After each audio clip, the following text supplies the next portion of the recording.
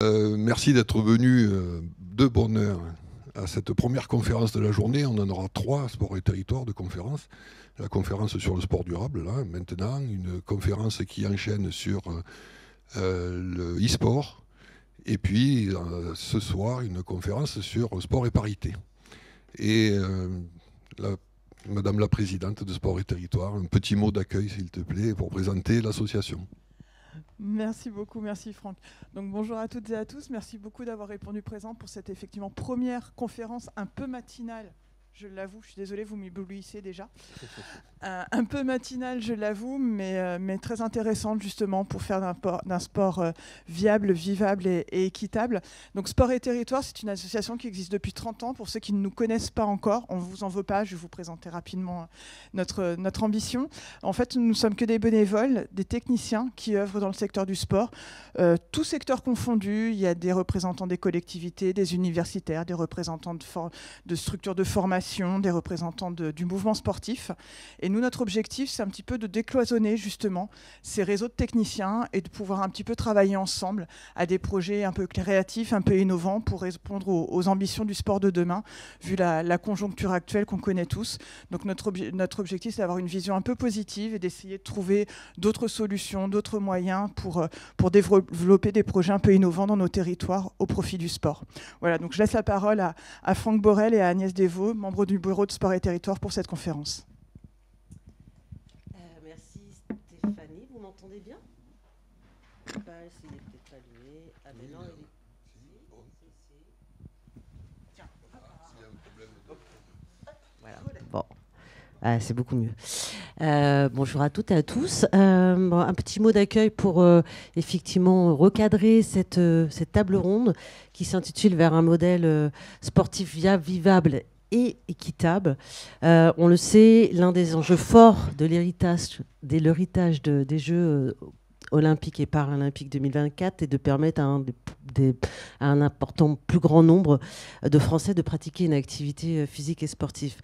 Mais avoir accès à la pratique sous-entend que l'offre doit être viable dans le temps, équitable et être pleinement intégrée dans le planning quotidien de manière vivable. Donc en évoquant cet héritage, implicitement vient la notion de durabilité. Et pour être durable, le sport doit faire aussi sa mutation afin de réellement prendre une place prépondérante dans notre société. Conscient de ces valeurs, le sport doit améliorer son impact environnemental et économique pour devenir et rester viable, vivable et équitable. On le sait, les conséquences directes ou indirectes du changement climatique sur le sport sont nombreuses, entre la hausse des températures et plus particulièrement l'augmentation des fréquences et des intensités de vagues de chaleur, la modification des débits des cours d'eau, la hausse du niveau de la mer, la multiplication des incendies, le dégel du permafrost et la modification des conditions d'enneigement qu'on a constaté depuis plusieurs années. Tout ça a altéré la pratique physique et sportive, mais également les performances sportives, mais aussi les lieux de pratique. On le sait, on a déjà en tête les chiffres du rapport WWF de 2021 sur les conséquences du de la déréglementation climatique dans le monde du sport. On sait qu'à plus de 2 degrés ou 4 degrés, on peut perdre jusqu'à 2 mois d'activité dans l'année. Donc tous ces chiffres, on les connaît, mais c'est toujours utile de se les rappeler, de se les remettre à l'esprit. Dans ce contexte aussi, on sait que les Jeux olympiques ont été effectivement des jeux exemplaires en matière de durabilité, mais je vais... Oui, et le titre du forum de cette année, c'est Garder la flamme en héritage, et décliné à ce que j'ai dit tout à l'heure, le sport durable, la parité et le e-sport. Cette première conférence, on est dans le sport durable, mais les Jeux olympiques et paralympiques de Paris 2024 ont enthousiasmé la France. Et ça a réveillé chez de très nombreux Français, et même étrangers, la flamme du sport et de ses valeurs. Et en fait, nous nous sommes rendus compte que nous avions tous besoin de partager des passions, des instants, de faire corps, en fait, de nous rassembler. Ces JOP ont montré ça, ce besoin que nous avons de faire société entre nous. Et rappelons quand même que les JOP Paris 2024 ont été exemplaires, notamment sur la réduction de l'empreinte carbone, puisque 50% de moins en moyenne par rapport à Londres 2012 et Rio 2016. Mais cette flamme qui s'est allumée dans le cœur de tous, là, comment réussir à l'entretenir, à la nourrir? Il faut l'alimenter. L'alimenter pour qu'elle reste vivace, qu'elle touche durablement tous les Français, et afin que le sport puisse prendre pleinement sa place. Et sa place et son rôle, et assumer son rôle social et sociétal. Alors l'héritage des JOP, c'est aussi garder cette flamme. Alors je vais faire une petite référence à Tahiti, parce que moi, ma fille est là-bas, donc du coup ça me parle. Cette flamme est surfer sur la dynamique de cette vague. Et comment faire pour que cette vague d'enthousiasme qui a été le tube de l'été soit toujours aussi belle et puissante? Doit-elle être modelée au naturel pour pouvoir durer? Et en fait, pour être durable, le sport doit-il faire sa mutation afin de réellement prendre une place prépondérante dans la société? C'est la problématique qu'on vous propose d'aborder modestement lors de cette conférence, mais avec des intervenants de très haute qualité. Donc, nous, modestement, Sport et Territoire, mais grâce à des intervenants de haute qualité, on va pouvoir aborder ça. On vous propose de faire ça en 3 séquences. Une première séquence, puisque ça s'appelle un sport viable, vivable et équitable. Il y a 3 mots, donc on fait 3 séquences. La première séquence, c'est les institutions à la manœuvre pour accompagner les acteurs du sport. Et je passe la diapo.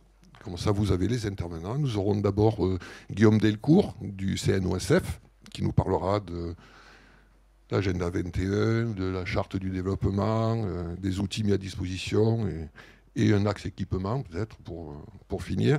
Vanessa Montagne d'Écologie, sur la filière ERP, des articles du sport et le bilan de l'action sport et loisirs. Justine Biraud de l'Institut du sport durable, qui nous présentera le programme Sport 50. Dans la deuxième séquence, nous passerons plutôt sur des solutions techniques d'avenir, avec 2 intervenants, Emmanuel Coste d'Holistique, qui nous présentera 3 projets, et Damien Jacquard de l'Union Sport et Cycle sur le projet MOB. Et enfin, nous terminerons... MOB Sport. Oui, j'ai oublié sport, pardon. Et enfin, nous terminerons sur la 3e séquence avec 3 intervenants. C'est la séquence où on va mettre des exemples de mise en œuvre par le mouvement sportif ou par des gestionnaires d'équipement, avec Joachim Lombard de la Fédération française de cyclisme, un retour sur l'étude de la performance sociale et le programme Nouveau Cycle porté par la Fédération. Nous aurons Mathieu Abaté qui... Ah oui, il y a un T. Donc, Mathieu Abad, qui est bloqué dans le train avec 1 heure de retard, mais qui arrivera à l'heure pour son intervention, de la ville de Dijon. Et Anthony Martinez, de la Piscine de Demain, qui nous présentera le label Piscine de Demain. Juste, je tenais à excuser la direction des sports et son bureau du développement durable. Vous savez, Laure Batala, je ne sais pas si vous le savez, a été remplacée par Marina Chaumont. On aurait souhaité les avoir, mais effectivement, je pense que cette conférence pourra toujours poursuivre en termes de contenu. Prochainement, on sera, nous, à l'affût, en tout cas, de la sortie prochaine du plan national d'adaptation au changement climatique des pratiques sportives, qui, je l'espère, sortira à la fin de l'année. Mais voilà, je tenais à excuser le bureau des sports. Pour commencer, je vais appeler Vanessa Montagne, DGA écologique, Guillaume Delcourt, chef de projet au pôle marketing du CNOSF, et Justine Biraud, directrice de l'Institut du sport durable. Guillaume, je te laisse la parole. Avec ce micro qui fonctionne parfaitement, c'est super. Non, ça fonctionne? Oui, si, j'ai un petit signal. Parfait. Merci beaucoup à l'association Sport et Territoire de nous avoir invités, le Comité national olympique et sportif. Merci à Madame la Présidente. Et effectivement, je vais faire une petite présentation en quelques diapositives de ce que a fait et fait encore le CNOSF en matière de développement durable, en essayant de qualifier avec les moyens dont on dispose l'action qui est menée. Alors, pour démarrer, quelques repères historiques pour replacer le début de la réflexion sur ce sujet important du développement durable. Aujourd'hui, on parle de responsabilité sociétale. Ça vient d'une impulsion internationale, celle du CIO, qui date du début du XXIe siècle, qui est dans un contexte global, avec aussi une prise d'initiative de la part de collectivités sur ces questions d'agenda 21. C'était les outils à l'époque qui étaient mis en place. Et cette impulsion, elle a été reprise dès le début du XXIe siècle, mais on a une publication importante qui date de 2003. Alors vous allez dire, il y a une petite inertie, petite parce que prendre le sujet qui est complexe et puis produire des choses de qualité adaptées à notre écosystème, c'était pas si évident que ça. Et c'est le travail de Denis Cheminade, que certains ont bien connu. J'aime bien citer les gens qui avaient des convictions et qui ont fait des choses. Denis Cheminade, il a œuvré pour déployer un agenda 21 dans le secteur. Et ça a inspiré. Une petite anecdote, mais Gaël Bonner, que certains aussi connaissent anciennement de la Fédération française de tennis, en lisant les articles de l'agenda 21, a dit tiens, mais il y a un article sur la gestion des déchets, qu'est-ce qu'on peut faire nous au tennis? Et puis il a dit nous on consomme des balles. Et il a dit comment peut-on retraiter ces balles? Et voilà que l'opération balle jaune prend naissance. Donc vous voyez ce rôle inspirant qui a été jusqu'aux fédérations. Puis ça s'est poursuivi avec d'autres outils comme la charte du sport français pour le développement durable, où là on limitait à quelques objectifs parce qu'on s'est rendu compte effectivement que c'est pas si facile que ça à manipuler.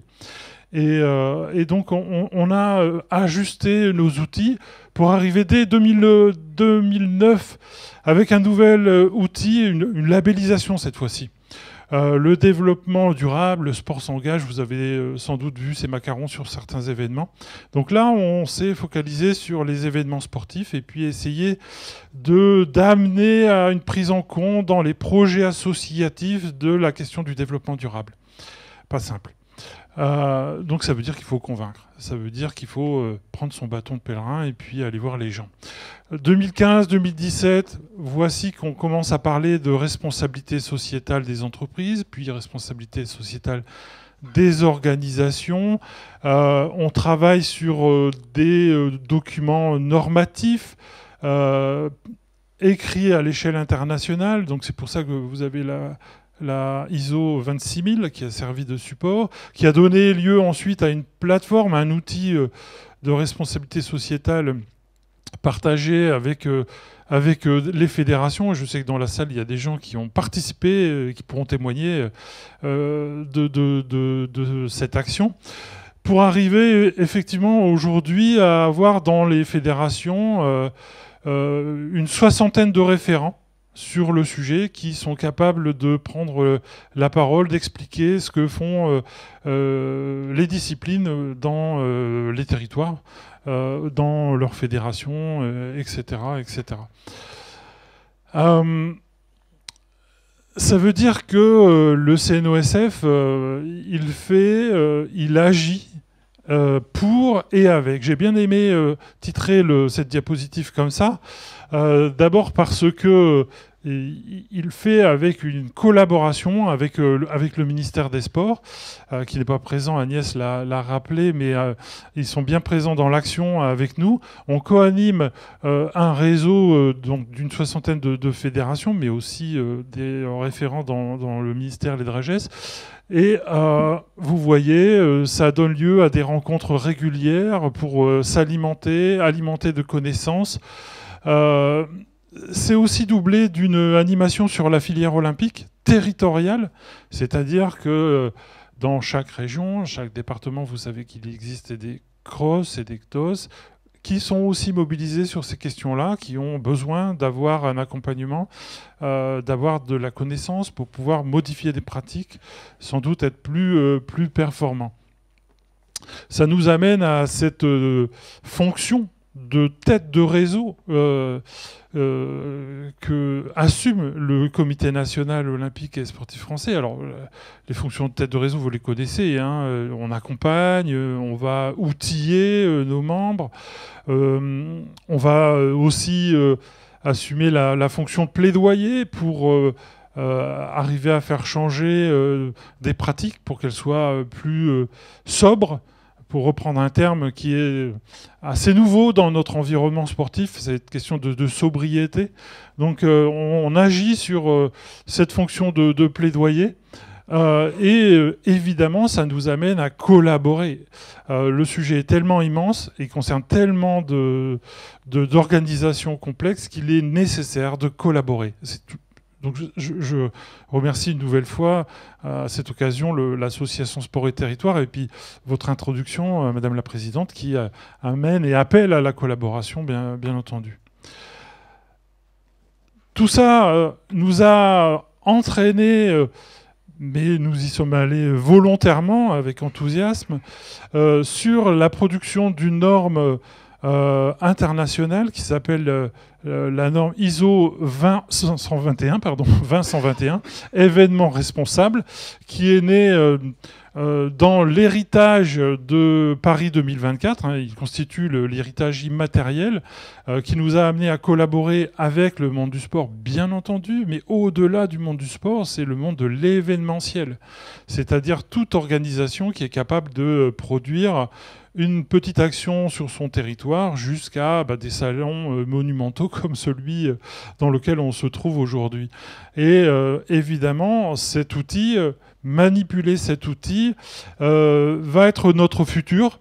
C'est-à-dire qu'il va falloir l'expliquer, le prendre en main avec nos fédérations, avec nos clubs, avec nos comités régionaux, puisque j'ai parlé de la filière olympique, pour essayer de changer, transformer nos façons de faire, être beaucoup plus durables. Donc notre futur, Madame la Présidente, c'est aussi de la collaboration, c'est aussi de la stratégie d'alliance, et on est ravis, encore une fois, de pouvoir participer à ces temps de débat. Merci beaucoup, Guillaume. Timing parfait, 8 minutes. J'avais répété. On passe maintenant la parole à Vanessa Montagne avec la zapette aussi pour faire avancer le diaporama. Merci beaucoup. Donc, je suis Vanessa Montagne, donc, je suis déjà adjointe de l'éco-organisme écologique.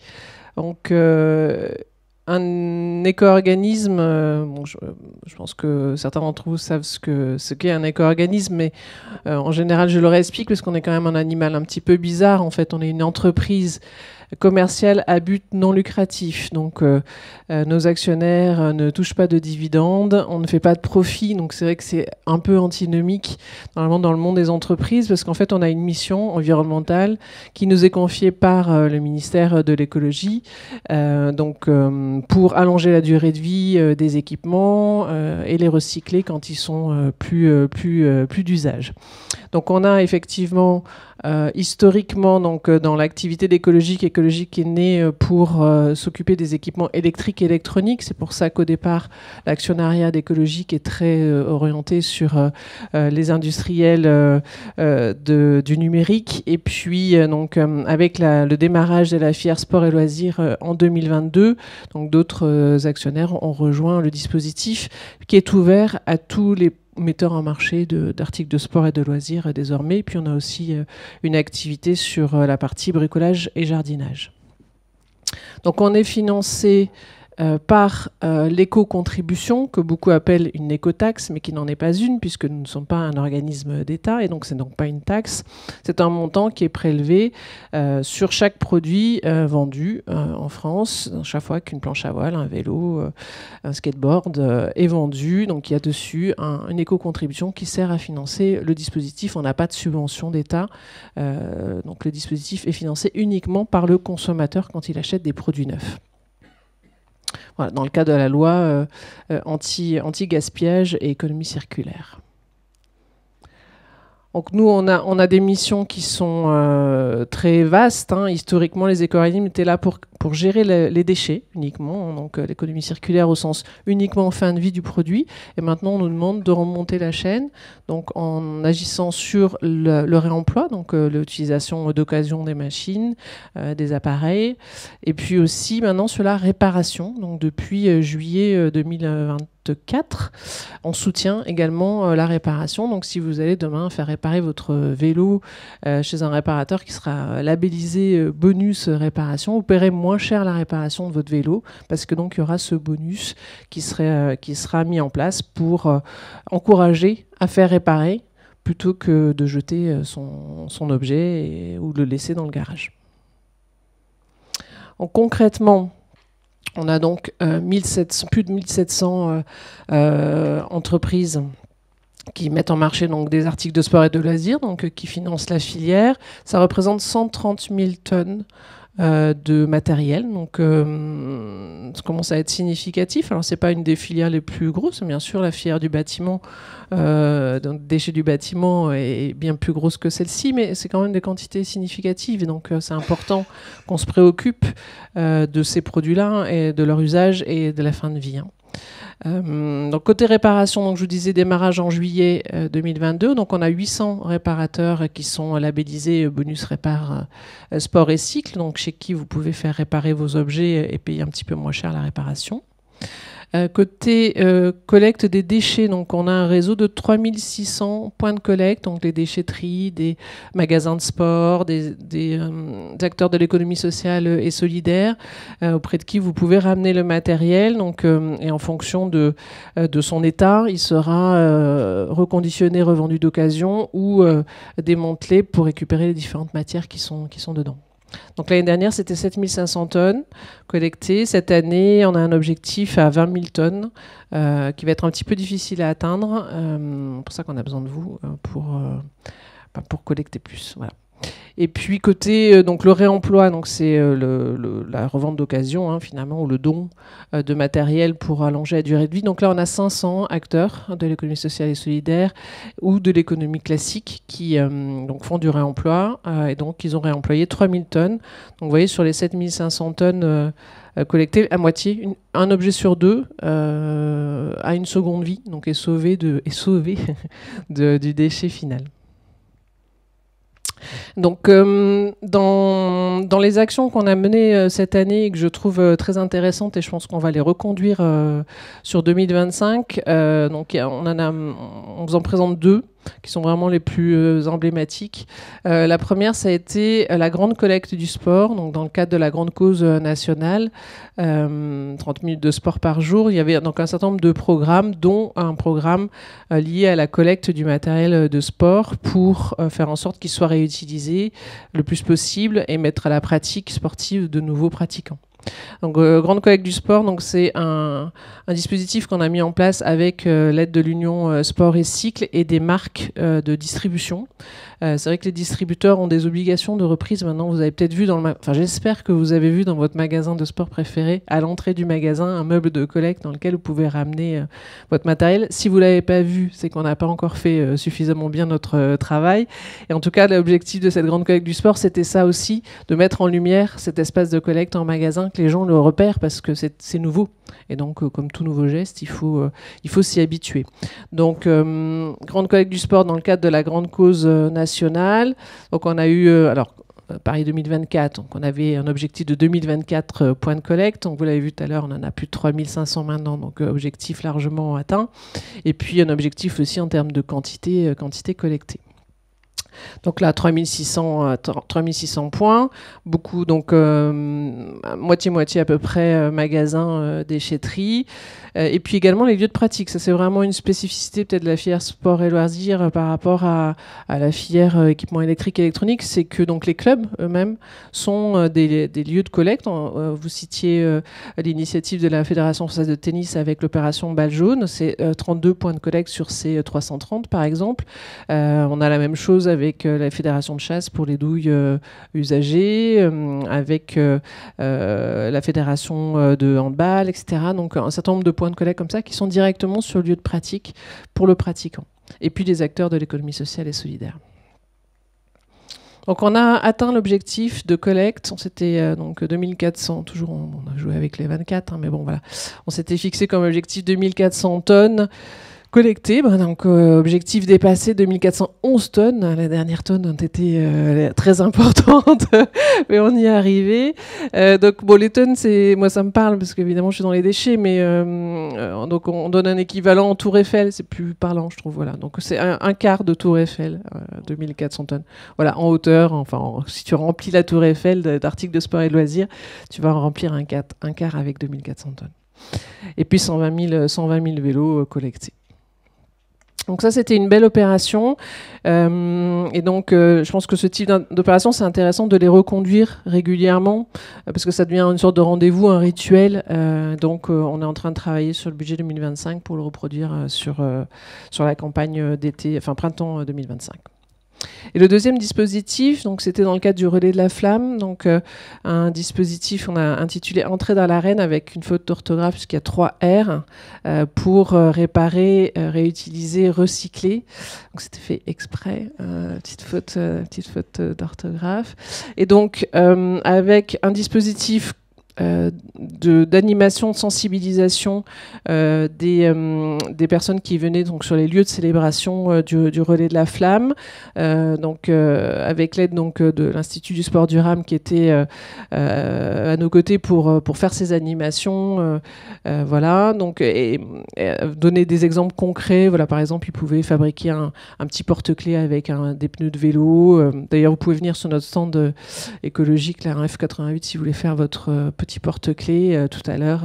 Julien vous aidera à le fabriquer. Même moi, je sais les faire maintenant, donc on pourra le faire ensemble. Donc c'était voilà, c'était un petit clin d'œil, mais pour rendre plus concret en fait le recyclage. Bien sûr, on va pas recycler nos 140 000 tonnes de déchets en porte-clés. Enfin, de toute façon, ça aurait pas de sens. On reproduirait un autre objet, donc c'est pas la finalité principale, mais c'est un exemple et donc c'est plus facile à comprendre comme ça.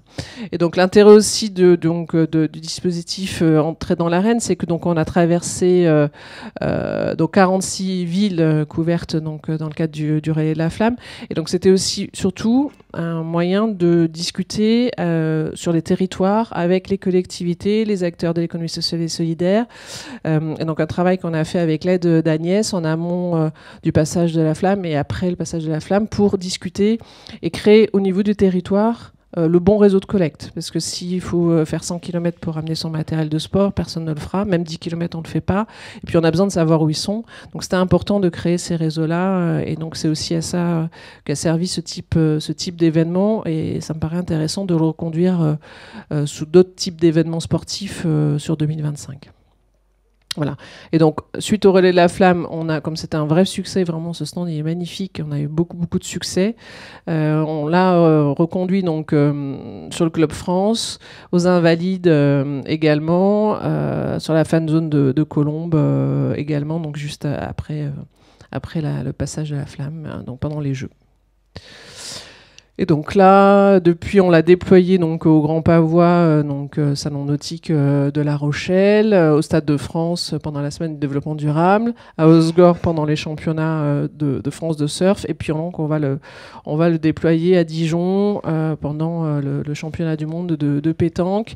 Ce dernier événement est intéressant parce qu'en amont de l'événement sportif, la Ligue a décidé de faire un challenge avec tous ces clubs de la région. Alors j'ignorais que Dijon était le territoire de la pétanque. Pour moi, il était beaucoup plus au sud que ça. Mais non, en fait, il paraîtrait, quand notre élu de Dijon sera là, il pourra confirmer. Il paraît que énormément de pétanque se pratique à Dijon et les meilleurs clubs sont là-bas. Donc ils ont décidé de faire un challenge pour récupérer les boules de pétanque qui sont plus rondes, qui sont carrées, et donc ils ne peuvent plus jouer avec, pour organiser une collecte en amont de l'événement. Ce qu'on a vu, c'est que organiser une collecte le jour de l'événement, ça fonctionne pas, parce qu'en fait, les gens viennent pas voir un événement sportif avec leur matériel de sport. Déjà, ils peuvent pas passer la sécurité avec, donc ça n'a pas de sens. Et donc là, on veut tester quand même en amont de l'événement, parce que c'est plus concret que de montrer des panneaux, que de montrer des images, que de faire des vidéos. Les gens se sentent plus impliqués, donc on va tester pour voir si ça fonctionne bien comme ça en amont de l'événement. Et si ça fonctionne, je pense qu'on pourra le développer sur d'autres types d'événements sportifs. Il a entendu que je parlais de Dijon, donc il est arrivé. Voilà, donc on est en train de travailler sur... Je parlais de Dijon juste avant, capitale de la pétanque, comme tout le monde ne le sait pas, donc, avec les championnats du monde de pétanque. Et donc là, on est en train de travailler, donc identifier les événements sportifs 2025. Quand j'ai appris qu'il existait une association, donc des GESI, des grands événements sportifs internationaux. Agnès m'apprend plein de choses tous les jours. Et donc l'idée, c'est de trouver des événements qui ont du sens pour qu'on puisse être présent un peu sur tous les territoires, parce que c'est vrai que l'intérêt du Relais de la Flamme, c'est qu'on a traversé toute la France, hein, donc, y compris les territoires d'outre-mer. Sur des événements sportifs plus locaux, c'est plus délicat. Donc, essayer d'avoir un quadrillage territorial pour continuer à créer ce lien sur les territoires, créer le réseau. Donc, Corinne, qui est donc au fond de la salle, donc ma collègue en charge des collectivités, est très demandeuse de ce temps d'échange, parce que nous, on connaît bien les collectivités côté déchets, les déchetteries. On connaît moins les collectivités côté sport, et on a vraiment besoin de faire ce lien entre les clubs, les lieux de pratique, la collectivité avec sa casquette sport, la collectivité avec sa casquette déchets. Donc, reconduire ça sur les événements 2025. Donc si vous avez des idées de territoires pertinents sur lesquels on peut expérimenter le type de stand ou de collecte événementielle ou autre qui vous paraîtrait intéressant, on peut en discuter bien volontiers. Merci Vanessa. Je te laisse la parole, Justine, pour l'Institut du sport durable, pour Merci. le programme Sport 50. Merci beaucoup. C'est vrai que ça fait le lien aussi avec Écologie, qui est notre partenaire, et avec qui on a déployé le stand sur le Relais de la Flamme. C'était une super aventure. Mais aujourd'hui, je vais vous parler d'un autre programme qui s'appelle Sport 50, qu'on porte avec l'Institut du sport durable. Donc nous, on est une association, globalement, on fait de l'écologie dans le sport. On aide les clubs sportifs à s'outiller, s'engager, mettre en place des choses dans leur pratique pour accélérer la transition écologique dans les clubs sportifs. Donc comme tu le rappelais Agnès en introduction, le sport est très vulnérable. On a déjà vu, j'aime beaucoup cet exemple de la crise énergétique. Est-ce qu'il faut chauffer les piscines ou les écoles ? L'arbitrage est vite fait. Donc à l'avenir, on est très dépendant des énergies fossiles dans le secteur sportif, le transport étant la première source d'émissions des gaz à effet de serre. Et donc cette dépendance nous rend très vulnérables parce que ces ressources, elles vont décroître. Donc il vaut mieux s'organiser dès maintenant, s'outiller, repenser le sport de demain. Et nous, c'est ce qu'on a à cœur de faire à l'Institut du sport durable. C'est de se dire, on est des amoureux de sport, on aime le faire, le regarder, le pratiquer, autant s'engager dès maintenant. C'est pas pour faire des beaux rapports RSE à la fin, mais plutôt parce qu'on adore faire du sport. Donc pour ça, on a une association d'intérêt général qui s'appelle l'Institut du sport durable, où on déploie des programmes gratuitement pour les clubs sportifs, et aussi une entreprise, nous aussi on a un modèle un peu hybride comme chez vous, qui appartient à 100% à l'association, et l'entreprise elle fait de la formation, de l'accompagnement et du conseil pour outiller aussi les clubs sportifs dans la lignée de ce que fait l'association. Donc Sport 50, qu'est-ce que c'est ? C'est parti d'un défi un peu fou que se sont lancés Nicolas et Julia à l'issue des Jeux Olympiques l'été dernier. Ils sont partis du Marathon pour tous à Paris et ils sont allés jusqu'à Chamonix pour faire l'UTMB en courant 50 km par jour. Et tous les jours, ils sont allés rencontrer un club sportif pour leur dire, mais en fait, est-ce que le dérèglement climatique, il impacte déjà les pratiques ? Et qu'est-ce que ça va être le sport en 2050 ? Donc, il y a eu environ 34 acteurs locaux rencontrés, 22 clubs sportifs. On allait dans les collectivités interroger des responsables des sports, des élus. Alors, voilà, juste pour connaître la réalité et se dire, mais quels sont vos freins ? Comment on peut faire ? Est-ce que vous avez conscience de comment le sport va impacter ces dérèglements ? Et ça a donné un film de 30 minutes, dont je vous offre le teaser en exclusivité.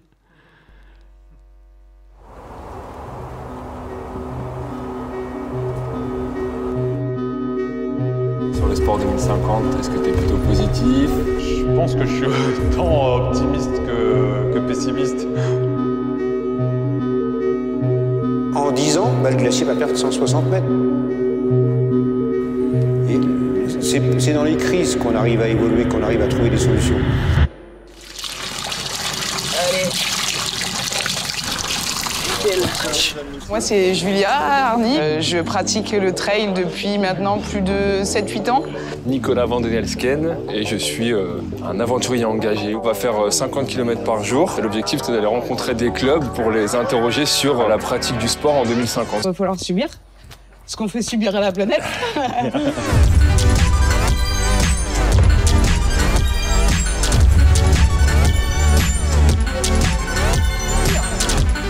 Le climat, c'est quelque chose qui régit nos activités, ça c'est une certitude. Il faut faire prendre conscience à tout le monde. Et c'est un travail, c'est pas un travail d'une journée, quoi. C'est un travail vraiment d'années.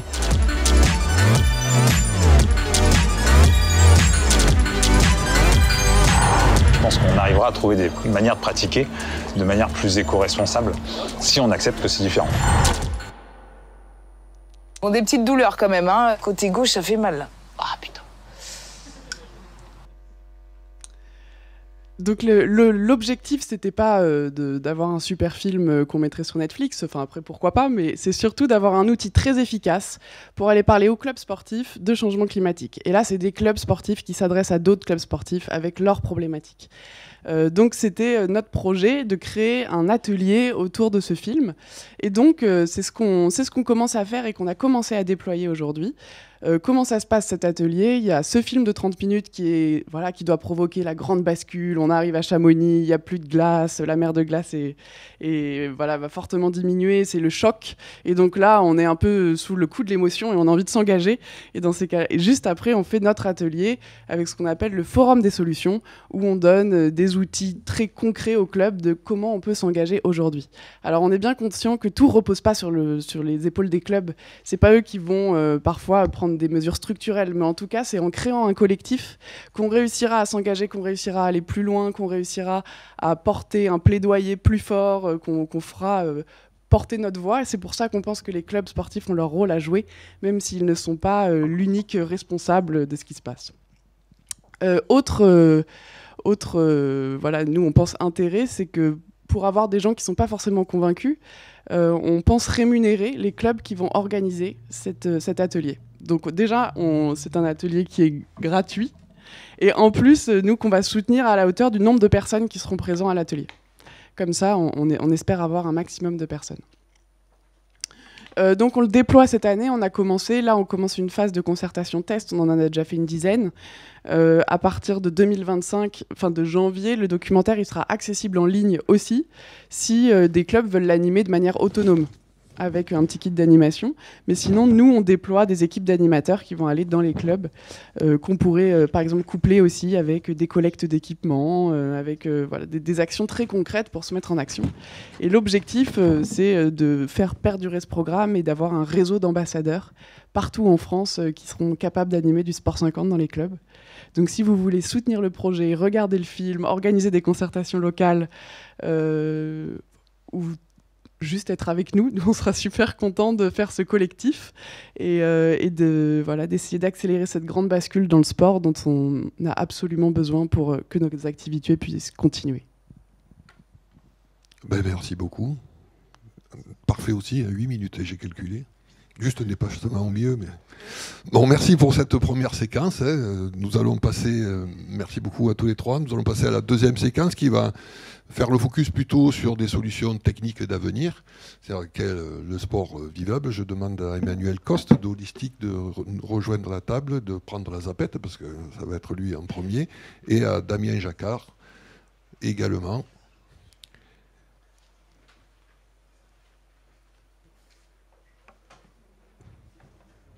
C'est à vous, Emmanuel. Il y a... Non, pas celui-là. Le micro plus la zapette. Faites avancer. Voilà. Bien, bonjour à toutes et à tous. Merci à Sport et Territoire pour cette invitation qui nous permet d'exprimer quelques idées effectivement pour mettre en application toutes les belles intentions qui ont été énoncées précédemment. Donc je parlais au nom d'Holistic effectivement et aussi un peu de Cost Architecture puisque je suis président des 2 structures pour lesquelles on œuvre depuis des années en proposant des solutions d'innovation. La grande idée qui nous mène, c'est cette phrase d'Albert Einstein qui disait que voilà, c'est de la folie de faire toujours la même chose et de s'attendre à un résultat différent. Donc à un moment donné, il faut prendre conscience que si on fait toujours les choses de la même manière, on ne va pas changer le monde, si tant est qu'on puisse changer le monde, ou en tout cas notre monde qui est autour de nous. Alors, qu'est-ce que c'est Holistic? Holistic, c'est une structure qui a été créée en 2019 avec mon associé, Aldric Singer, qui est dans la salle d'ailleurs. Et l'idée, c'était, tous les deux très impliqués dans le domaine du sport,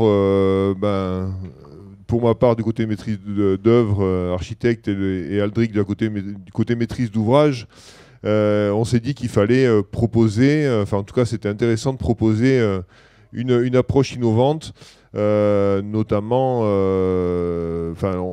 on se disait, encore une fois, si on est face à des programmistes ou des maîtres d'ouvrage qui répètent les mêmes schémas parce qu'ils n'ont pas forcément d'idées nouvelles, on ne va pas changer les choses. Donc on s'est dit comment mettre à plat tout ça, notamment dans le domaine des piscines, puisque c'est notre domaine de prédilection.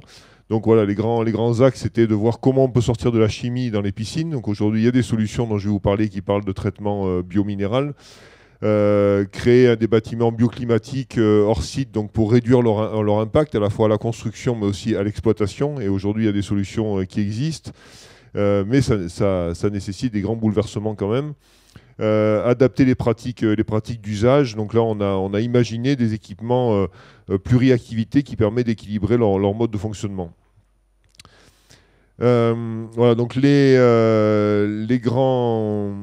On va dire les activités d'Holistic, c'est d'une part un centre aquatique de proximité qu'on a baptisé Holistic XS parce que c'est un petit centre aquatique qui permet de répondre aux besoins des scolaires, de l'apprentissage, du savoir nager qui avait été proposé dans un ministère précédent et de permettre à tout le monde d'accéder à un plan d'eau qui est, on va voir, un peu plus petit qu'un plan d'eau normal mais qui permet de répondre à l'ensemble des besoins et surtout à des coûts réduits.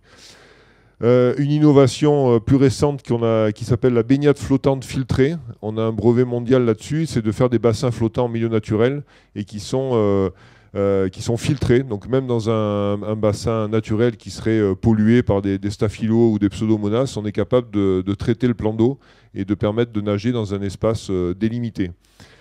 On a aussi l'idée de créer ce qu'on appelle les tiers-lieux aquatiques, c'est créer des espaces multi-activités où il peut y avoir cabinet médical, bureau, restauration, etc. autour d'espaces de pratique sportive et tout ça pour équilibrer l'économie du projet et être le moins impactant possible.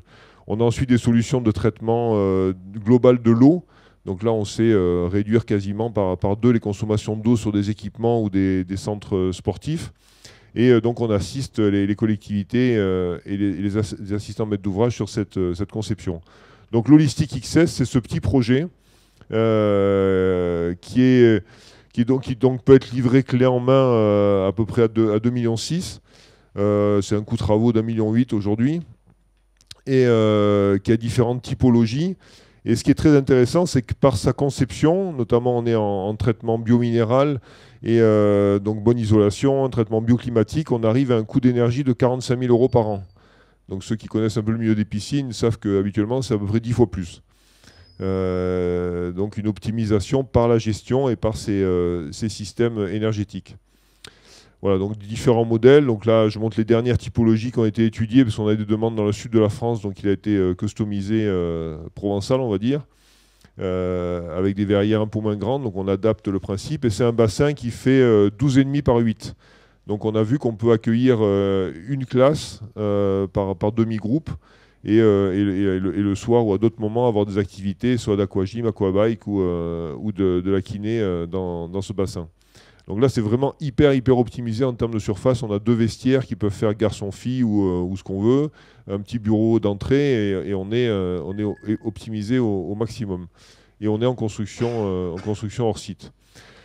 La baignade flottante filtrée, donc ça c'est l'innovation. Donc avec notre troisième associé qui n'est pas présent, qui arrive aujourd'hui, là, qui est un docteur en chimie de l'eau, qui avait créé une société qui s'appelle Aquatic Science. Donc il a mis au point un procédé qui permet donc de filtrer l'eau de l'espace extérieur et de le réinjecter dans les bassins qui sont flottants, qui sont fermés en parois et en fond. Et donc, ils permettent d'avoir une eau conforme à la réglementation pour ces bassins flottants. Donc là, ce qui est très intéressant, c'est qu'on est sur des coûts vraiment réduits. Hein. Ça, ces piscines-là, c'est de l'ordre de 500 à 700 euros du mètre carré selon les niveaux de finition. Et on peut avoir différentes surfaces ou différentes formes. On a une association avec Sésame Group, là, qui est, pour ceux qui connaissaient aussi, c'est Europe Event, qui est capable de poser ces structures, soit en location, soit avec des équipements autour. Ce qui est important, c'est que la mission d'Holistic là-dessus, c'est quand même un diagnostic assez poussé du plan d'eau. Donc on a une mission préalable où on met même une petite piscine en test pour faire des vérifications avant. Il n'y a pas une filtration universelle qui fait tous les plans d'eau. Pour chaque plan d'eau, on est obligé de venir pendant plusieurs semaines faire des tests pour pouvoir définir la filtration qui va s'adapter au plan d'eau en particulier. Donc voilà différents exemples de possibilités de ces aménagements. Voilà, avec d'autres formes éventuellement.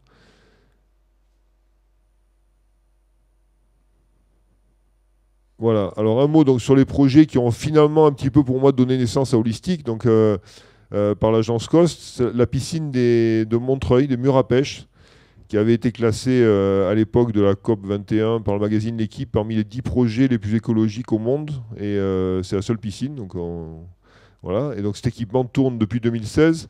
Et c'est la première fois qu'on a pu utiliser ce qu'on appelle le traitement biominéral, qui est un traitement biologique sans plantes, pour ce bassin extérieur qui fait 1200 mètres carrés de baignade.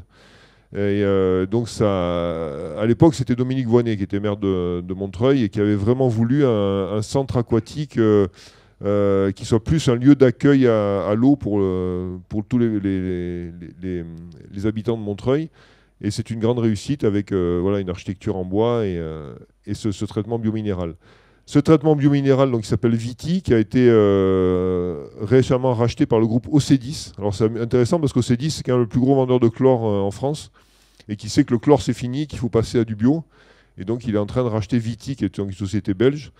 Et on a réalisé, alors Montreuil c'était extérieur, et ça c'est la piscine d'Amboise, qui a été, j'ai vu le maire hier, ils ont fêté la première année, et tout le monde est hyper ravi de cette piscine qui est donc en traitement totalement sans chlore. Donc là on est en traitement bio, avec des bassins inox. C'est un bâtiment qui est très poussé au niveau aussi structure bois, panneaux solaires hybrides, etc. Et donc là, on est en piscine fermée, chauffée, ouverte toute l'année, en traitement, donc sans chlore. Donc ça change complètement l'ambiance. À l'intérieur, vous imaginez, on n'a pas du tout d'odeur de chloramine. On pourrait presque se mettre au bord du bassin, lire un livre toute la journée. Il n'y a pas de problème de ce côté-là. On est étroitement suivi par l'ARS parce qu'il y a toujours les craintes sur ces changements de système. Et ce qui est très important avec le bio, c'est qu'au-delà du changement, on pourrait dire que c'est un caprice d'écolo. Voilà, d'ailleurs, je l'ai mis là-dessus. Donc, il n'y a pas de plante pour la filtration. Non, ce n'est pas un caprice d'écolo, mais c'est un changement vraiment de paradigme. Ce n'est pas juste nager dans du bio. S'il n'y a plus de chlore, il n'y a plus de chloramine dans l'air. Donc, on peut réduire les ventilations, mais de manière assez drastique. On a estimé avec les bureaux d'études qu'il y a 40% d'économie sur l'énergie de la piscine parce qu'on passe en bio. On peut modifier les matériaux, on peut passer avec du matériau biosourcé. On peut imaginer, j'avais dessiné une piscine, malheureusement je n'ai pas gagné le concours, mais elle était en terre, les murs étaient en terre parce qu'on n'a pas de chlore qui va agresser les matériaux. On peut être sur des matériaux complètement différents. Voilà, donc il y a une réglementation appropriée et c'est beaucoup plus économique de manière globale. Oui, un truc qui est intéressant, j'ai mis l'eau de lavage des filtres est valorisable directement. Plutôt que d'avoir une eau qui est polluée qu'on jette dans un milieu et qui va polluer le milieu, l'eau de lavage des filtres d'une piscine bio, c'est un super engrais. Donc on peut mettre une serre à côté et arroser les tomates avec l'eau qui est générée par les baigneurs. Donc ça aussi, c'est vraiment un gros changement de paradigme. C'est suivi par un décret d'application. Donc une piscine chimique, c'est une piscine, et une piscine naturelle, c'est une baignade artificielle, d'après le décret de 2019. avec un calcul de fréquentation qui, pour être honnête, est assez contraignant. Aujourd'hui, les ARS ont réduit la fréquentation, donc ça peut inquiéter les exploitants techniques, mais on l'a modélisé sur certains projets, c'est juste une autre organisation. Il faut que les exploitants changent leur modèle de fréquentation, et à Amboise, ils ont ouvert des créneaux plus larges, ils ont mis des sportifs le matin, ils ont géré les choses, et ça se passe plutôt bien. Eux, ils sont en régie, donc ils n'ont pas le problème de l'exploitant en commercial qui, lui, peut poser des problèmes. Donc aujourd'hui, on a un chantier à Coudekerre, qui a la Pontarlier qui est avec un autre architecte. Il y a Néris-les-Bains qui a aussi été livré récemment. Donc il y a plusieurs équipements qui sont en cours. Donc la filtration, j'ai mis une photo pour voir que ce n'est pas des plantes et un truc de savant fou. C'est un bel équipement. Donc ça, c'est les sous-sols d'Amboise. On a une technologie qui ressemble à la filtration classique, mais avec des filtres différents. Un mot sur les derniers projets en cours. Donc Châtillon-Malakoff, là je parle des certifications bâtiments durables. Donc là, il y a BDF, c'est bâtiment durable francilien. Donc Châtillon-Malakoff, qui est en cours d'étude, on a rendu l'APD, qui est un bâtiment qui sera certifié bronze, avec toute une conception bioclimatique, toiture végétalisée, enfin différentes solutions pour réduire son empreinte écologique. La piscine, le centre aquatique d'Antibes, qui est bâtiment durable méditerranéen classé argent. Et là, on est en travaux pour ce bâtiment-là.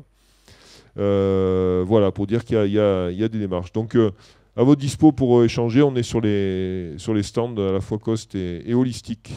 Merci pour votre attention. Merci beaucoup, Emmanuel.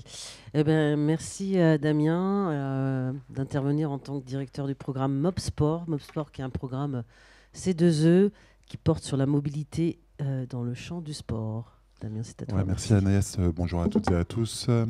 Je suis ravi d'être présent, notamment un petit peu en anticipation du lancement officiel du programme qui se déroulera à partir de 11h45 dans l'espace de l'Arène et suivi ensuite par une séquence de signatures sur le stand de USC et MobSport. Donc vous êtes bien évidemment cordialement invités à participer à ce moment. Pourquoi ce moment est important? Parce que on officialise en fait le premier programme C2E dédié à la mobilité décarbonée dans le sport. Donc je vais essayer de traduire tout ça. Qu'est-ce qu'un programme C2E? Peut-être que certains le méconnaissent. En 2 minutes, un programme C2E, vous les connaissez. Ce sont des programmes qui visent finalement à réduire l'impact énergétique en France via différents programmes qui sont mis en place, que ce soit au niveau des professionnels ou du grand public. C'est notamment l'isolation à 1 euro, des programmes pour développer la mise en place de structures d'accueil pour les vélos dans les territoires. Donc voilà, ce sont des programmes qui agissent sur le tertiaire la plupart du temps, dans les piscines également via le programme ACTE, et qui sont financés par des entreprises qui sont naturellement à impact, que sont les fuelistes, ceux qui produisent le gaz et tout autre type de structures qui, de par nature, ont un impact. Et plutôt que de payer des impôts faramineux, l'Europe permet à la France de décliner une directive sur un dispositif qu'en France on a mis en place, qui est unique, que vous retrouvez nulle part ailleurs sur le territoire européen, qui s'appelle les C2E. Et donc ces certificats d'économie d'énergie dans lesquels les acteurs sont engagés leur permet finalement de démontrer qu'ils s'engagent pour la planète et à ce titre-là ont aussi un avantage fiscal important.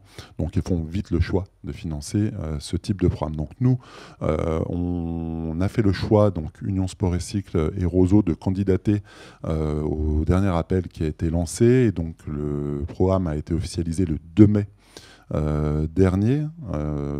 Il aurait souhaité être officialisé un petit peu auparavant, mais comme vous le savez, vous avez pu le voir, il y a quelques soucis politiques qui ont amené un agenda à se décaler. Donc on aurait dû être officiel avant les Jeux Olympiques, s'inscrire dedans.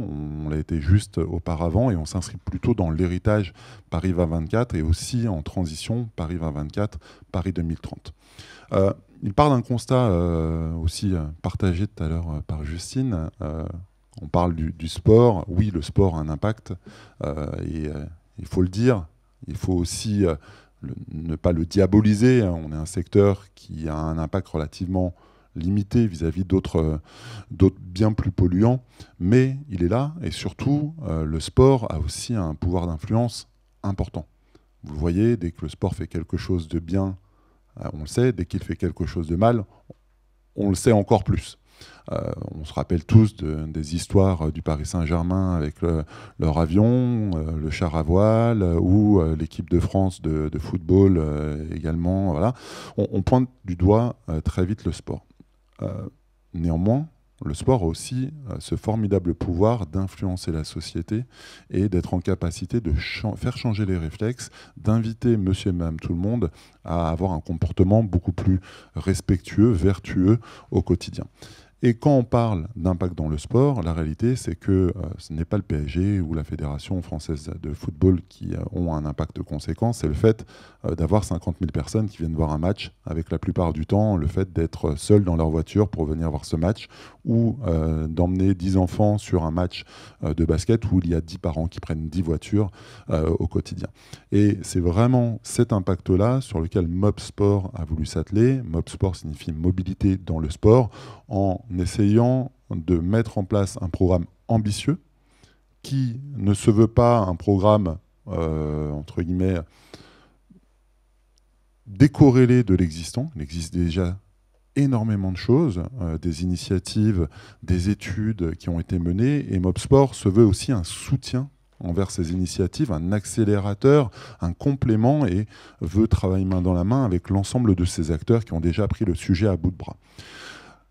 Qu'est-ce que MobSport? Pour entrer un petit peu plus concrètement dedans. MobSport, on va peut-être aller dans l'autre sens.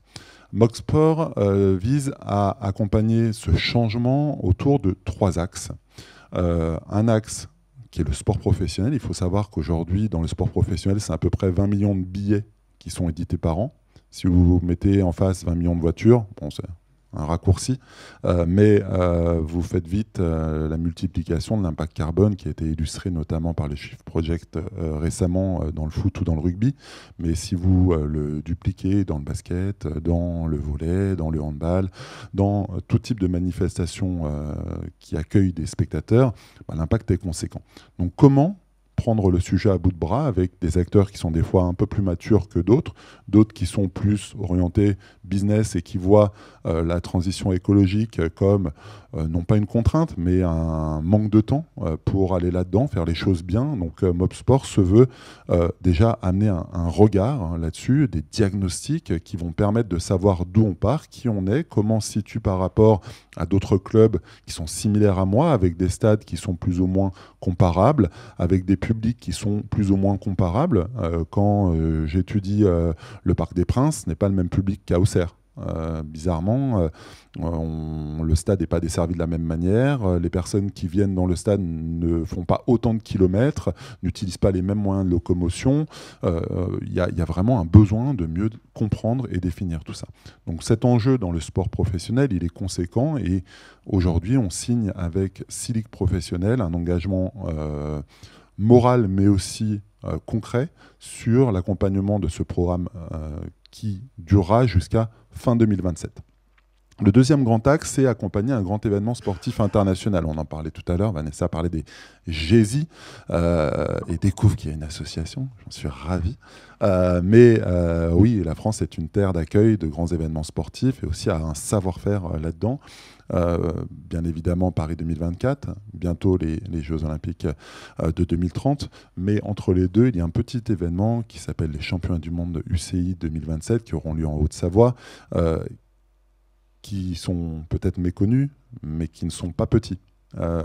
Ces Championnats du Monde, c'est plus de pratiquants que les Jeux Olympiques de 2030. C'est une ambition de plus de 2 millions de spectateurs.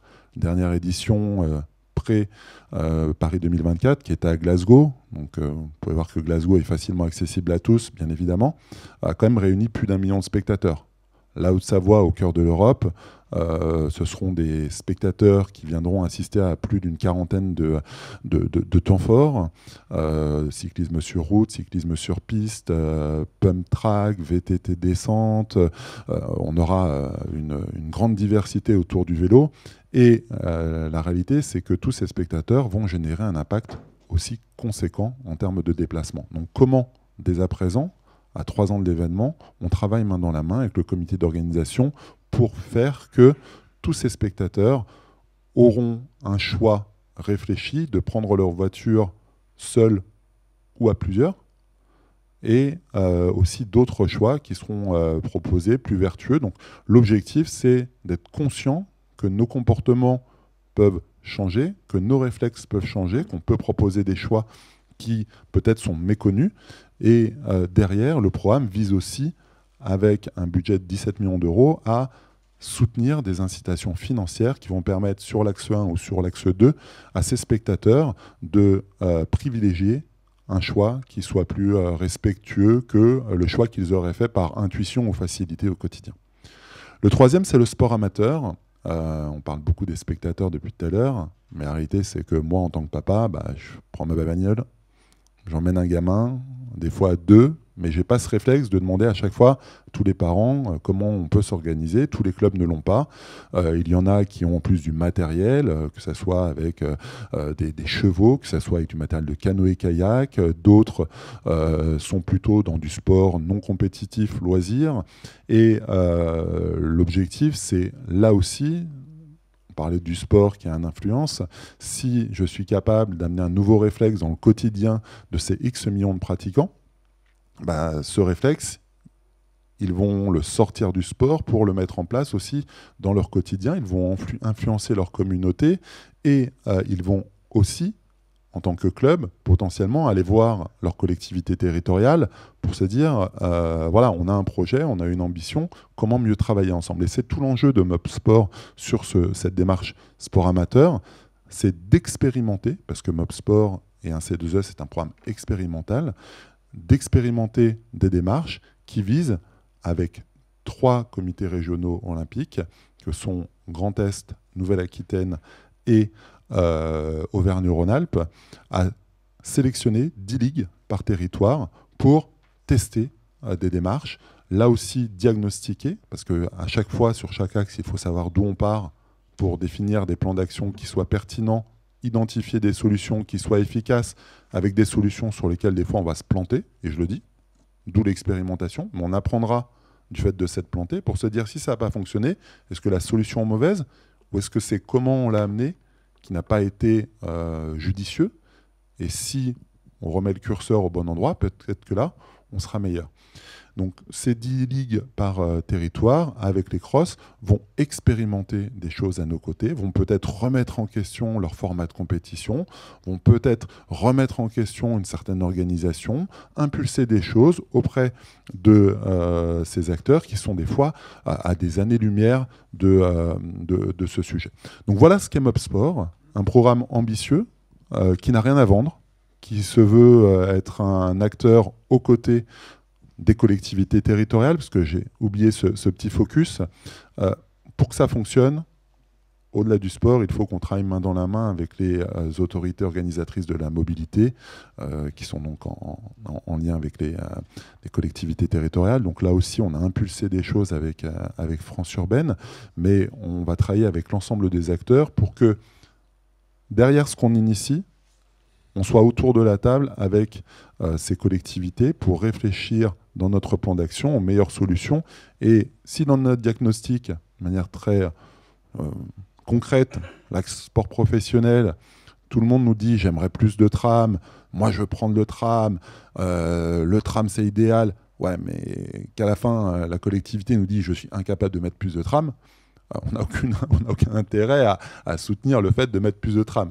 Donc il va falloir qu'ensemble, on travaille à des solutions qui soient crédibles, possibles et efficaces. Et c'est tout le travail qu'on mène avec l'ensemble de ces acteurs qui, comme vous l'avez vu, sont très divers, mais ce programme se veut ambitieux à leur côté pour porter ce beau projet jusqu'à fin 2027 et surtout léguer quelque chose qui soit derrière pérenne. Donc ce programme n'est pas une finalité, il est plutôt soit un coup d'envoi, soit un accélérateur pour changer durablement les comportements. Merci Damien. Alors on va passer à la dernière séquence. Merci à tous les deux. Vous pouvez reprendre votre place. Et on appelle 3 intervenants à leur dernière séquence. Et si on veut respecter le timing, on n'a que 20 minutes. Donc il ne faut pas qu'on dépasse nos temps d'intervention. Agnès. Alors, Joachim, manager développement au sein de la Fédération française de cyclisme. Mathieu Abbat, directeur des sports de la ville de Dijon. Et puis Anthony Martinez pour la piscine de demain.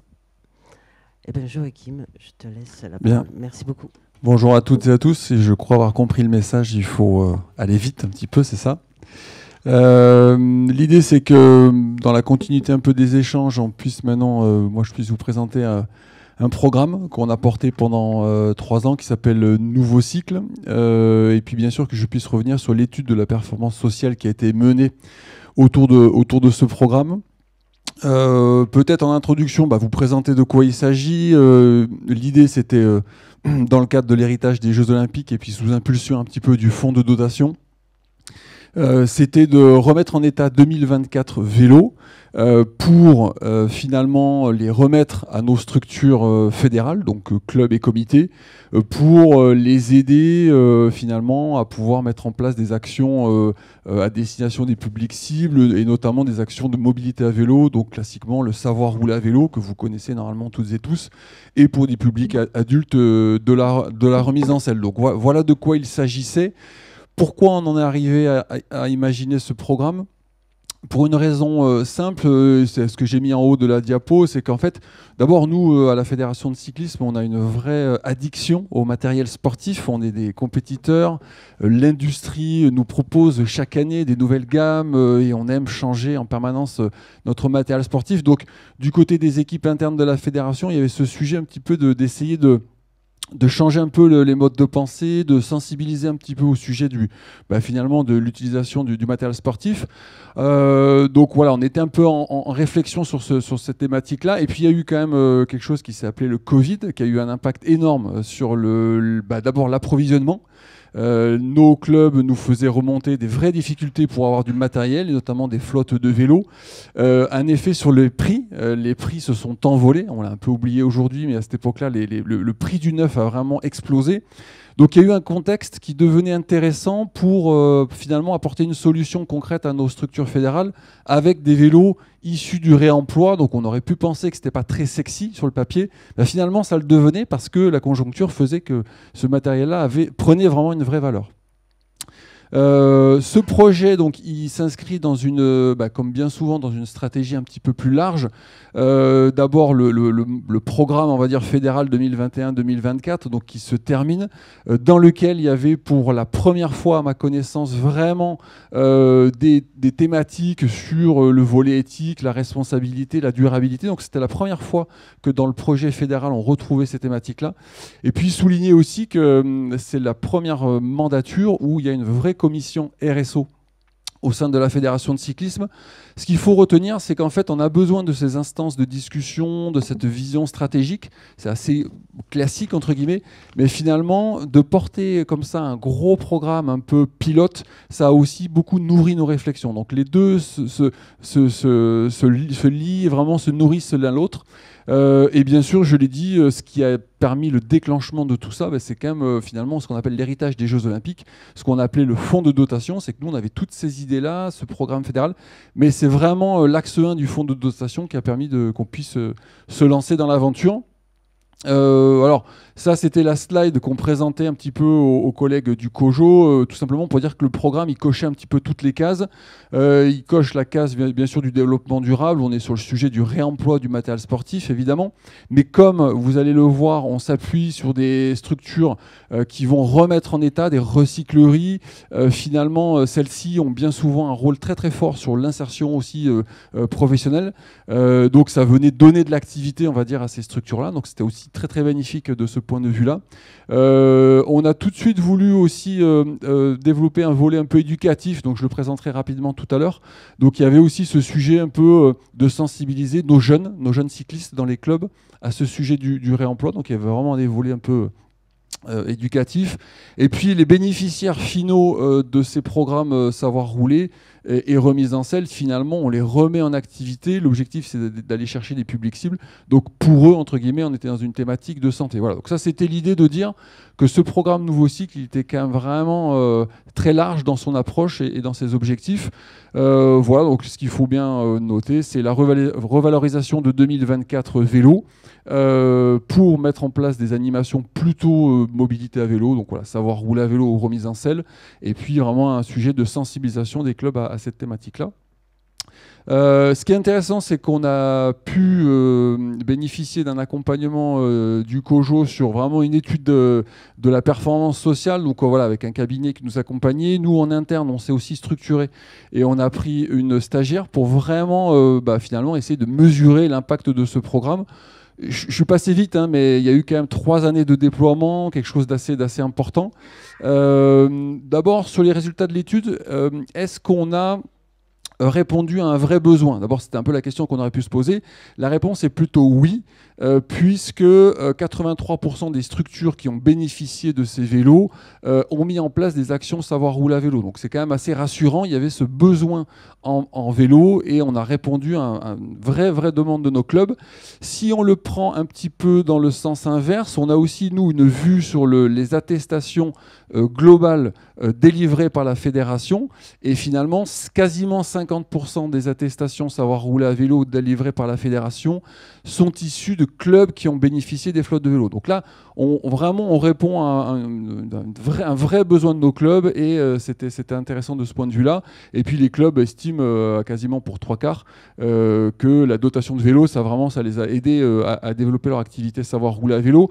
C'est un petit peu plus mesuré sur la partie remise en selle.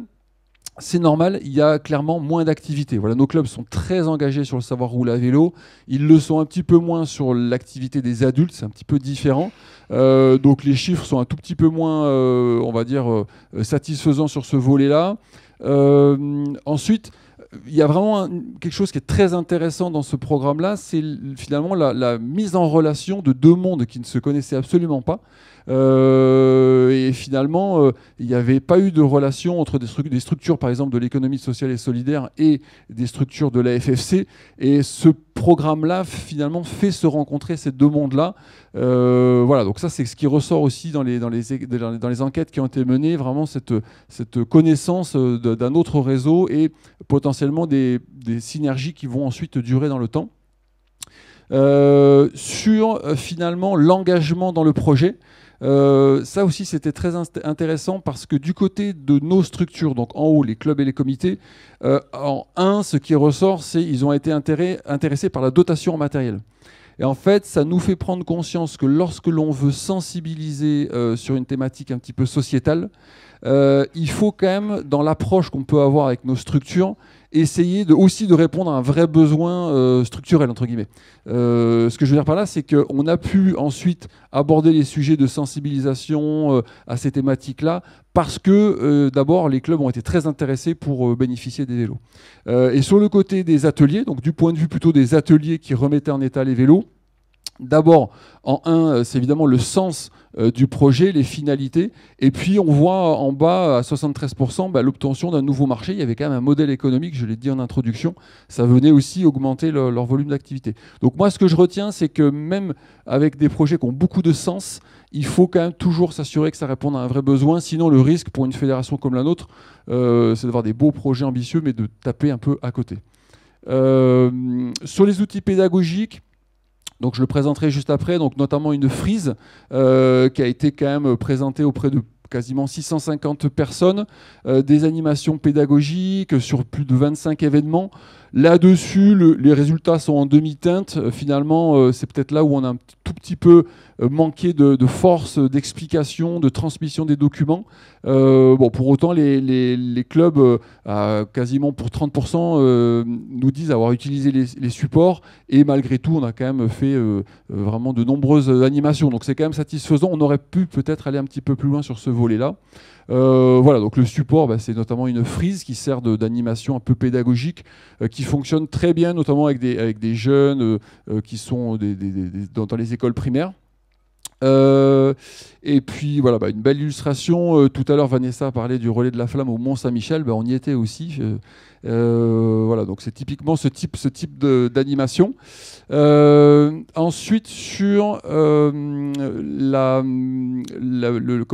l'engagement, la perception de l'engagement sociétal, finalement, c'est aussi un projet qui permet de changer un peu l'image de nos clubs, notamment on pense aux collectivités locales qui les perçoivent beaucoup plus investis sur les sujets RSO.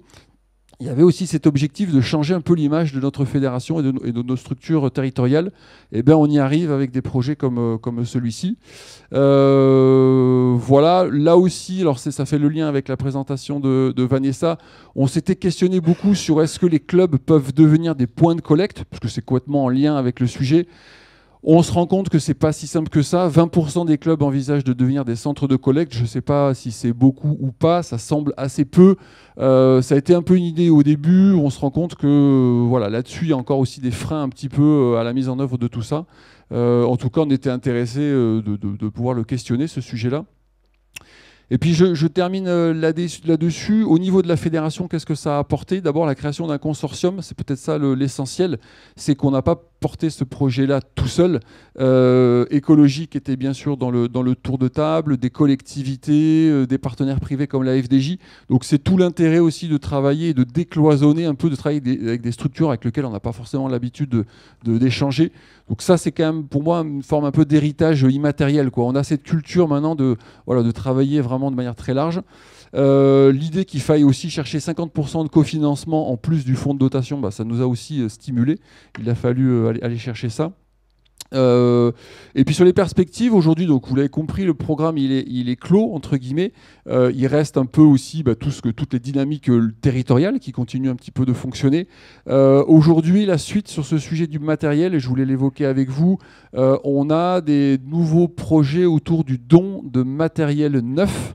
Donc c'est un petit peu autre chose, c'est pas du réemploi de matériel sportif, c'est plutôt des dons en nature de grands groupes qui viennent chercher la force d'une fédération pour écouler X milliers de dérailleurs, X milliers de cadres, etc. Donc c'est une autre forme un peu de réflexion sur le sujet de la durabilité. Voilà, donc les partenaires, vous les avez en haut, ils apparaissent. Et les chiffres clés, je terminerai là-dessus. Donc les 2024 vélos, on a réussi à les remettre en état. Pour 81 structures fédérales concernées, 51 clubs, 24 comités régionaux. Voilà, donc tout ça, c'est l'étude qui est disponible.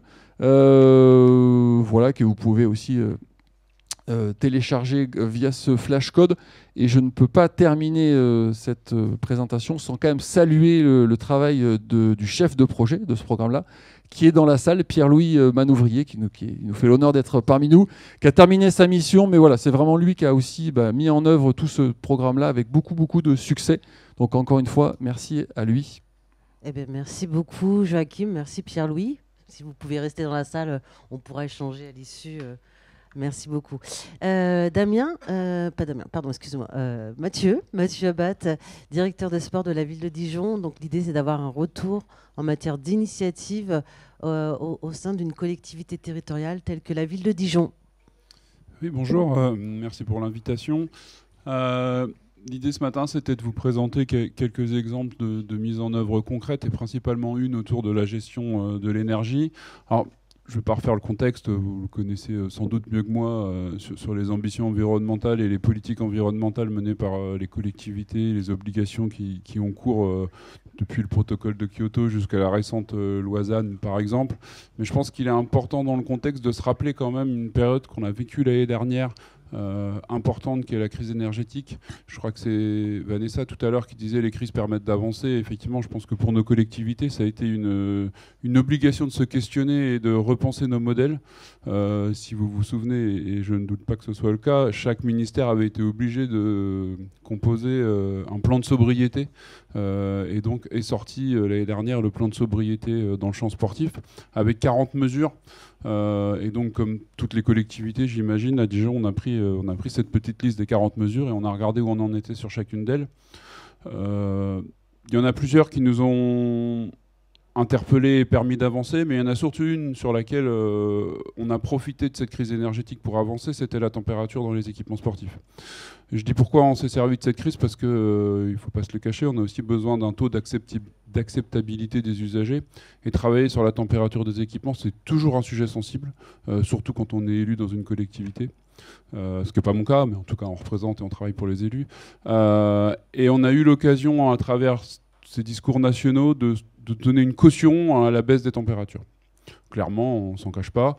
Alors on l'avait déjà un petit peu fait, nous. Je pense surtout au gymnase, on était passé de 16 à 15, sans trop le dire, ça ne s'était pas trop vu.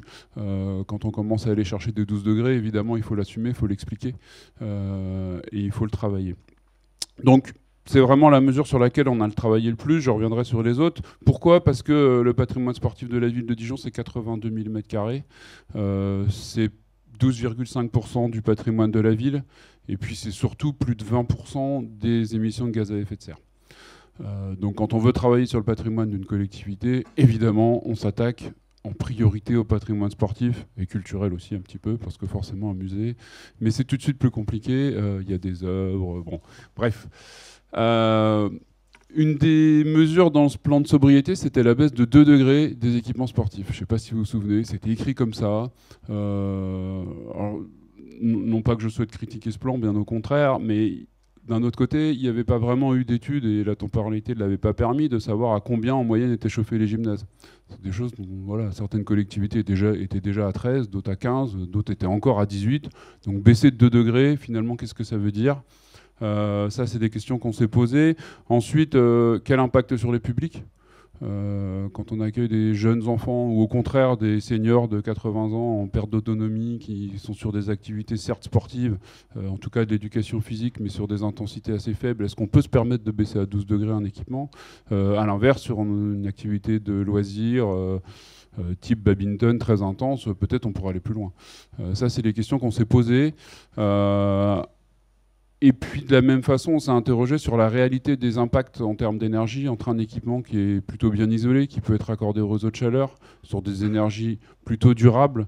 À l'inverse, on a certains équipements dont on sait qu'ils sont très énergivores, sur des énergies fossiles. Et il y a peut-être un intérêt plus important à baisser plus fortement ces équipements-là, plutôt que d'appliquer une règle qui aurait été la même pour tous les équipements et toutes les collectivités d'ailleurs, que de baisser de 2 degrés. Donc, ouais, vous n'avez rien à l'écran, hein, c'est normal, je voulais gagner du temps et être concis sur les 8 minutes. Du coup, on a cherché à objectiver tout ça et on a fixé des critères. Alors, comme on le fait tous bien souvent sur l'analyse des demandes de subventions, par exemple, au club, on s'est dit finalement c'est aussi une prestation qu'on offre et il faut qu'on puisse la critériser et l'adapter vraiment aux besoins de nos usagers. Alors, club, évidemment, mais aussi scolaire. Et on a relevé 3 critères. Le premier, alors je les ai déjà un petit peu cités.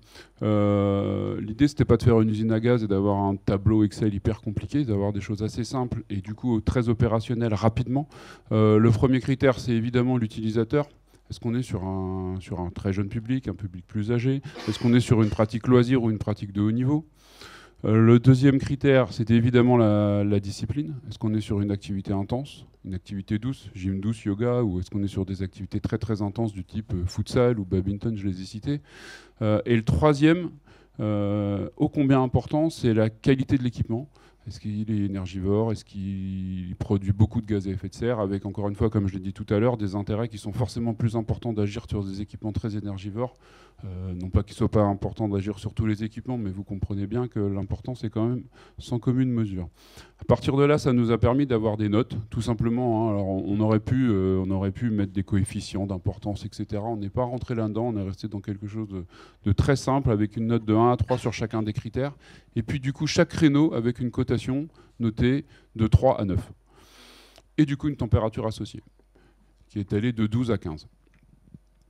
Donc en faisant ça, ça nous a permis, peut-être choquer certaines personnes, mais d'augmenter certains créneaux, qui étaient à 14, de les passer à 15. Parce qu'on avait une insatisfaction importante et parce qu'on s'est rendu compte qu'on était sur un public très jeune, avec des temps morts importants. Et à l'inverse, on a baissé beaucoup d'équipements, y compris jusqu'à 12 degrés, sur des gros équipements très énergivores sur lesquels on ne s'était jamais plus penché que ça, parce que c'était historique, le boulodrome était chauffé à 15.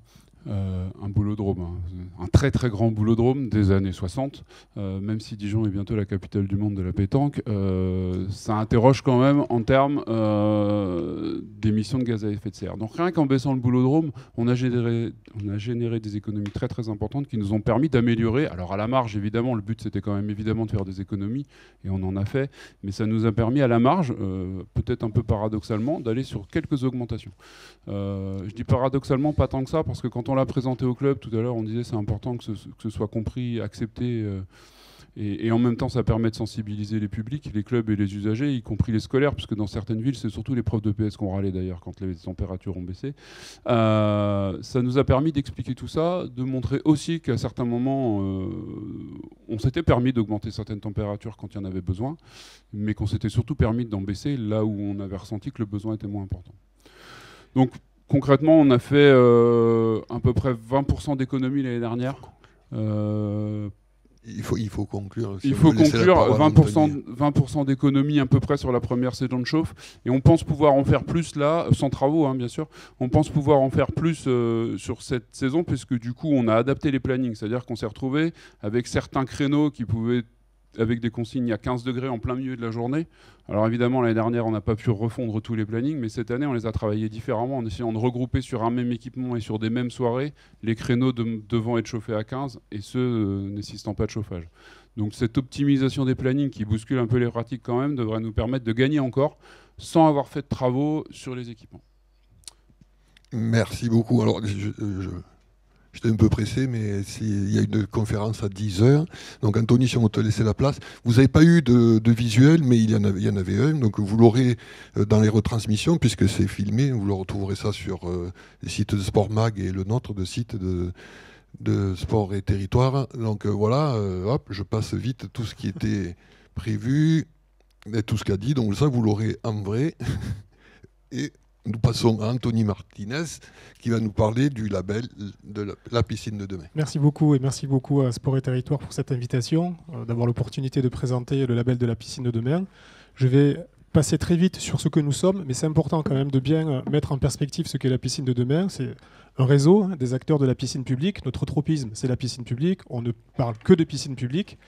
On met en relation des entreprises qui interviennent sur le marché de la piscine publique avec des collectivités qui ont des questions sur la thématique des piscines publiques ou des projets. On les met en relation par l'intermédiaire d'événements, des colloques nationaux, des colloques régionaux, des visio-tables rondes, et on alimente ce pipe par un observatoire qui en fait a l'objectif d'observer les tendances du marché de la piscine publique et de transmettre toutes ces données, ces statistiques, l'actualité, les événements qui sont structurants, les bonnes pratiques, l'intelligence collective dans ce réseau par l'intermédiaire de ces outils collaboratifs. On travaille depuis 30 ans et lorsque on s'est posé la question de la construction de ce nouveau modèle, c'est le thème de la table ronde d'aujourd'hui, il nous manquait un outil d'impact, quelque chose qui pourrait avoir une incidence remarquable directement sur les collectivités territoriales, et c'est pour ça qu'on a eu l'idée de mettre en place ce label de la piscine de demain qui devait en fait répondre à quelques enjeux qui pour nous étaient très importants. Alors pourquoi en fait ? Pourquoi labelliser une piscine ? Lorsqu'on a eu l'idée du label, c'est bien, mais des labels il en existe beaucoup, et il fallait qu'il ait véritablement un sens, il fallait qu'on puisse montrer aux collectivités territoriales que cet outil pouvait sans doute les aider à valoriser leur patrimoine. Et j'utilise le mot de patrimoine, qui n'est pas un mot super bien utilisé, voire accepté dans le domaine du sport, parfaitement adapté et accepté dans le secteur de la culture. Et la question s'est posée, est-ce que les piscines publiques représentent un outil du patrimoine national ? On a répondu oui, et le label repose sur cette logique, c'est-à-dire d'essayer de créer un lien commun entre toutes les piscines pour les faire reconnaître comme éléments du patrimoine national. Et les trois enjeux qui sont présentés dessous se sont transformés en trois critères. Le premier, c'est la transmission aux générations futures. C'est le patrimoine matériel, c'est l'équipement en lui-même qui, depuis des générations, 5 ou 6 générations, se construit, se réhabilite, se démolit, puis se reconstruit et essaie de faire face à l'évolution très rapide des pratiques sportives. C'est le côté très systématique. On met un équipement sur un territoire, il vit, on essaie de l'entretenir du mieux qu'on peut, et puis on le fait évoluer. Mais il n'y a pas que ça, il y a tout ce qui se passe à l'intérieur. Et ça, c'est le patrimoine immatériel. C'est la partie impact sociétal, les rôles clés de plus en plus importants que jouent ces équipements en termes de développement local, l'animation, la pédagogie, l'apprentissage de la natation aux enfants, le fait qu'une personne vienne dans un équipement aquatique, apprenne à gagner, apprenne à perdre, vienne draguer, parler, rien faire, attendre un enfant qui vient de finir son cours. C'est ça le développement local. Les mobilités dont parlait Damien tout à l'heure, il y a finalement au sein de ces équipements 100% de la pyramide des âges qui est accueillie. Et ce patrimoine, il doit être remarqué, il doit être remarquable et accepté par tous, à l'instar de ce que vient de faire le ministère de la Culture en labellisant les bistrots. Vous êtes toutes et tous sans doute allés un jour boire un café dans un bistrot et vous voyez ce qui se passe à l'intérieur. Il y a une vraie vie, il y a une vraie dynamique et c'est une zone d'impact, j'allais presque dire un tiers-lieu. Eh bien, la piscine, c'est exactement la même chose, mais à une échelle un peu plus importante. Et le troisième, c'est vraiment l'intérêt de ce label, parce que labelliser pour rester dans une phase statique, non dynamique, et se contenter d'avoir 2 étoiles, c'était vraiment pas du tout ça. La piscine de demain, elle est en mouvement, et elle est en mouvement au service des collectivités territoriales. On a un enjeu majeur qui est devant nous. Je ne vais pas rappeler le déficit structurel de ces équipements qui est chronique et pour lequel on a du mal à se battre parce que le prix économique, celui qu'on accepte tous de payer, est très différent de celui du prix de marché, celui qu'il faudrait payer pour équilibrer les recettes et les charges. Donc on croit, nous, à la piscine de demain, que le meilleur moyen d'arriver à atteindre cette performance économique, c'est en innovant. C'est en innovant et c'est en le progrès. Protéger son patrimoine, ce sera beaucoup plus facile de le faire si on innove que si on est statique. Et donc, on dessine une trajectoire. Labelliser, c'est vraiment pas une fin en soi. On n'atterrit pas en labellisant une piscine, on accepte de démarrer et de se fixer un objectif. C'est pour ça que c'est un label projet, en fait. Si je devais le résumer en 2 mots, je dirais que le label de la piscine de demain, c'est un label projet. Labelliser sa piscine pour une collectivité territoriale, c'est accepter le défi d'entrer dans une logique de mouvement pour aller vers demain. C'est une trajectoire, et ce qu'on se dit aussi, parce que notre objectif, la cause noble de notre existence, c'est d'essayer de la définir, cette piscine de demain. Et croyez-moi, c'est super difficile, parce que les pratiques, elles évoluent beaucoup plus vite que notre capacité à les construire, ces piscines, ou à les rénover. Donc, plus il y aura de piscines labellisées, et plus on aura de matière brute pour pouvoir construire ensemble cette piscine de demain. Alors, évidemment, labelliser, c'est une récompense, donc je vais terminer par là. Toutes les piscines françaises sont labellisables, toutes, sans exception. Parce qu'il y a beaucoup d'élus qui, lorsqu'ils sont arrivés, ont subi un patrimoine qui a été mal entretenu, peu entretenu, pas entretenu du tout, ou bien entretenu, peu importe. S'engager dans la démarche, ça veut dire reconnaître le fait qu'on y va. C'est la première étoile. Et pour pouvoir garder le label, l'idée, c'est pas de dépenser beaucoup d'argent, c'est juste de se mettre en dynamique pour aller chercher les étoiles qui suivent. Le label, il est valable 2 ans. Il n'est pas cher, il est accessible. L'idée, c'était pas de construire un modèle économique hyper bankable avec ça, c'était de véritablement avoir un impact au sein de la piscine de demain pour construire un modèle durable. Mais derrière durable, pour nous, il y a qui dure. Et qui dure, ça veut dire des équipements qui sont solidement ancrés sur leur territoire, pérennes, et qui permettent à toute la population de pouvoir en profiter pour des dizaines d'années d'avenir. Voilà. Ah oui, c'est très, très rapide, merci beaucoup. Merci beaucoup Anthony. Eh bien, écoutez, on arrive à la fin de cette table ronde.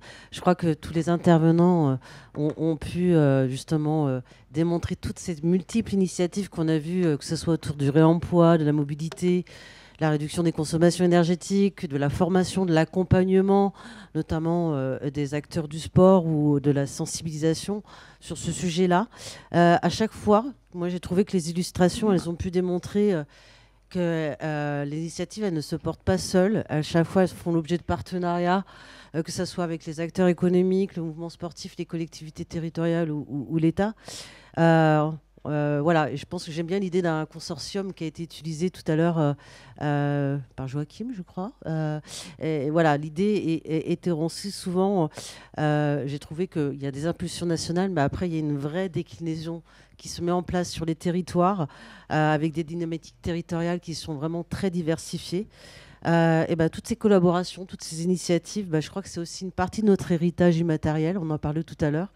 et que cette intelligence collective, eh ben, on va porter encore cet élan, cette flamme, avec l'agilité nécessaire qu'on a pu voir à travers les multiples illustrations ce matin. Merci en tout cas à toutes et à tous pour votre intervention.